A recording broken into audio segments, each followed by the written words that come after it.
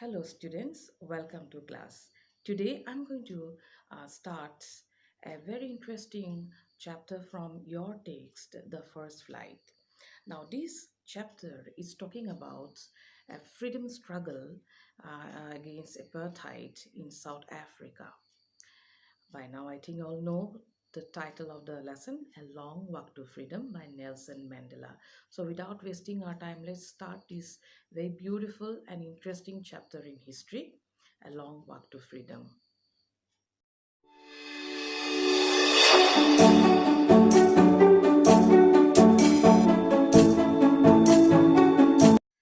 Now, why did I select this lesson? Because this lesson is somehow related to our own freedom struggle. India too has seen, kind of domination under the whites for a long period. So India too had a long walk to freedom. Now, regarding the long walk to freedom by Nelson Mandela is about their long walk to freedom in South Africa. This freedom was based on the freedom from apartheid. Now, before we know more about the lesson, we need to find out what is the meaning of apartheid. So, apartheid meaning apartheid or segregation. Now, the whites in South Africa were ruling minority. Even though they were the minority, they were socially, politically, and economically, overruling the other races in South Africa. So they have institutionalized a particular method called apartheid, by which they have separated or segregated the different races dwelling in South Africa. So the entire society was stratified into different racial groups. The first, the whites, who had all the supremacy. They had all the power, all the privileges. Then this stratification was done among the Asians, the colorists, and the Black Africans. So these people were not allowed for any social dignity. They don't have any rights at all. There are enough of stories. If you search the internet or if you read books on apartheid, you'll find enough of stories where stories were about how the Africans, lived a pathetic kind of life. If I want to talk about this lesson, I really can go on and on. It's such an interesting lesson, and there are so many things about this lesson that we cannot ignore. And I feel, I told you in my previous part, in the first part, that I told you about how we can link it up to India and struggle for freedom. India, if you look at the traditional status of India, India was also stratified into various caste system. You have learned in ancient history and the social system of India, where the Brahmins who hold, who used to hold the, topmost position in the social ladder. So you can imagine how the Sudras felt, the lowest caste. So we have to think the Black Africans and the Sudras were the untouchables. So this group of people were not given any importance. They were not given any privileges, and and regardless about everything, the Africans were living a life. They accepted, these bullying of the whites. They accepted it. And they suffered, but they lived. They lived in Africa in that situation and that state. But in every country, you can see, where there is something wrong going on, there is a Masiha. In India, who was the Masiha? Right, Mahatma Gandhi, who came and saved the people of India. He was the leader. We need leaders everywhere. No doubt, the leaders are not going to wait for any kind of backlash from the public, but the leader should move on. He should lead. Similarly, who was Masiha now in the African in South Africa? Nelson Mandela. This story or this chapter is only a little bit of part extracted from the bigger book, his autobiography, A Long Walk to Freedom. And the small part that is taken as a chapter, I think it's done a tremendous and amazing job to relate to all the youngsters, class 10 standard students, to know a feel about the African situation in Longwa. It just happened recently. They were a free nation in 1990, 4, where the apartheid has totally been, banished, or you can say was over.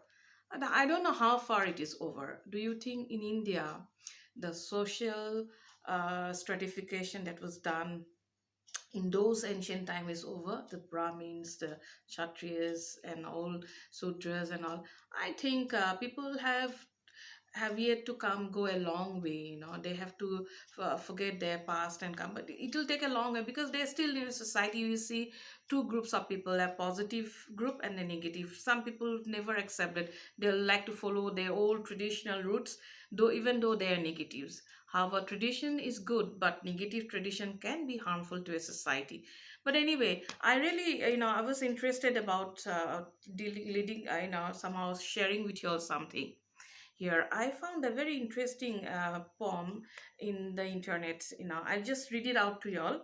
And this is a very interesting poem, and I think somehow this poem can be very meaningful.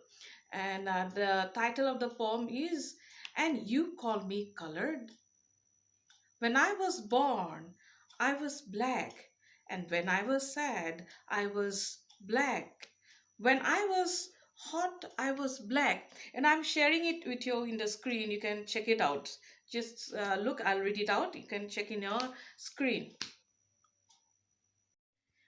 This poem was written by an African child who was nominated for the Best Poem of 2005. Now, I really have no idea about it because I don't know the poet. And you all know that nowadays in the internet you get a lot of fake, updates and uploads. So I'm not, quite sure about it. You can find it out. But I'm more interested in this particular poem, and let's read it out.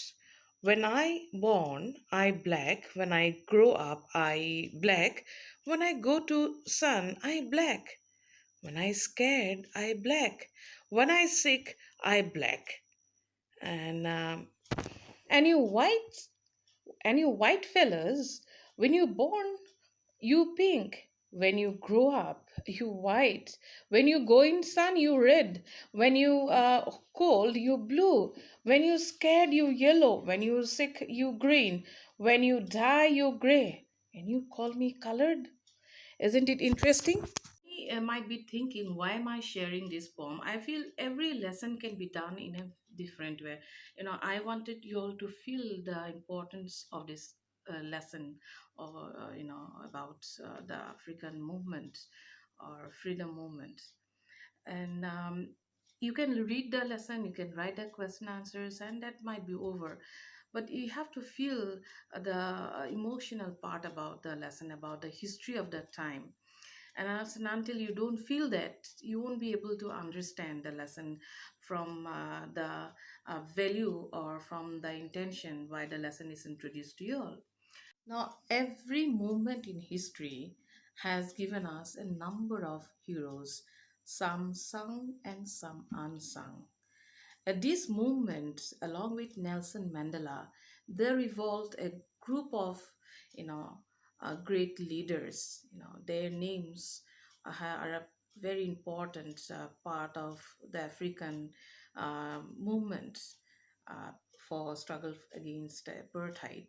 I'm sharing with you a little slide, and I'll read out the authors. I'm sorry, the leaders, so you can look it down. The policy of apartheid created a deep and lasting wound in my country and my people. Now, in this line, the word wound is not referring to the physical wound or injury. So, when you are physically hurt, if you apply medicine or ointment, you recover or you are healed after some time. But this wound is that wound that the author is talking about when when your sentiments are hurt, and you don't recover. In fact, it will take generations to recover.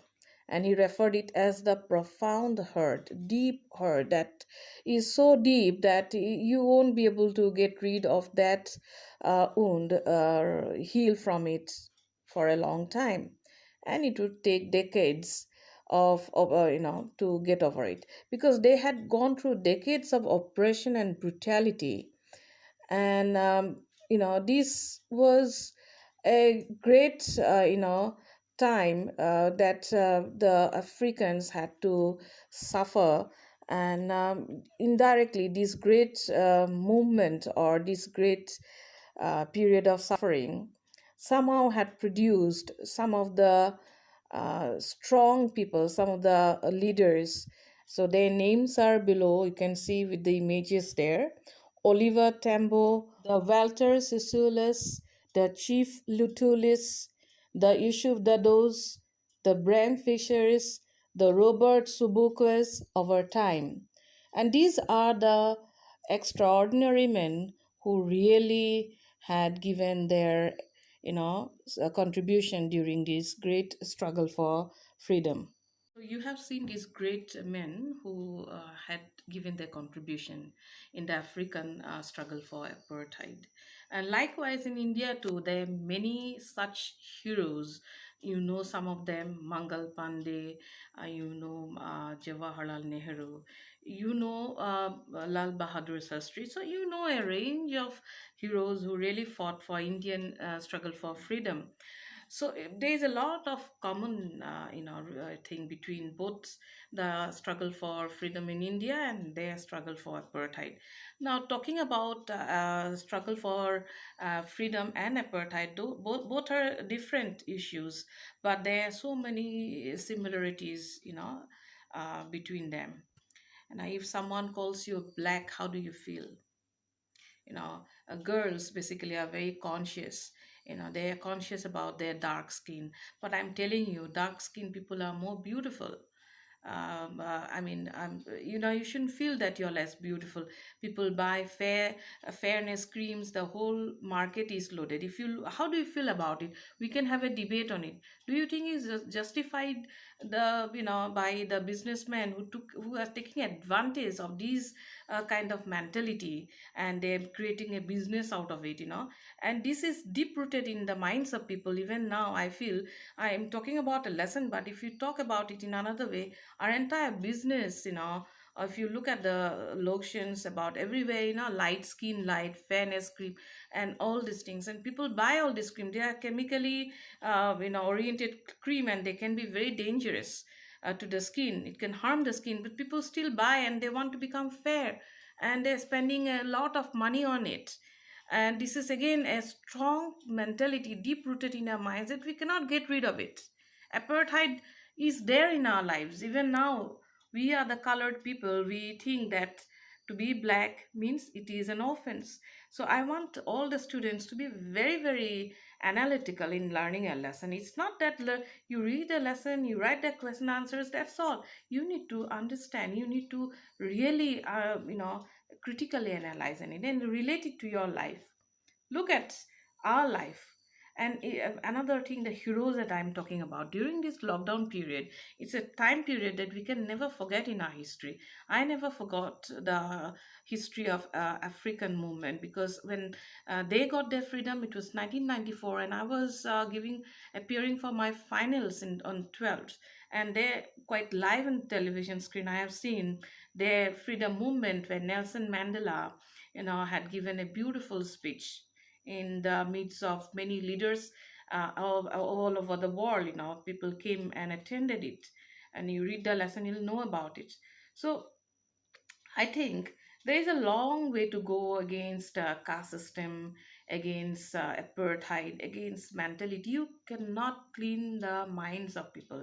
It is us to think in a positive way. Very few people are positive in this world. I don't understand what is their problem. Why are they always negative in every outlook of their life?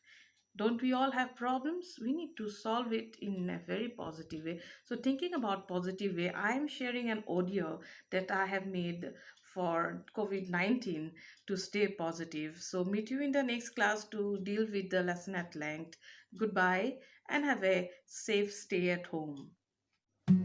Like a phoenix, we will rise from the ashes of loss. Like a rainbow, we will spread the colors of joy. Like a tree, we will endure and give selfless love. Like a river, we will flow to the destination of life. We will emerge victorious to script the destiny for a new and better world. Stay positive, stay safe, and stay generous.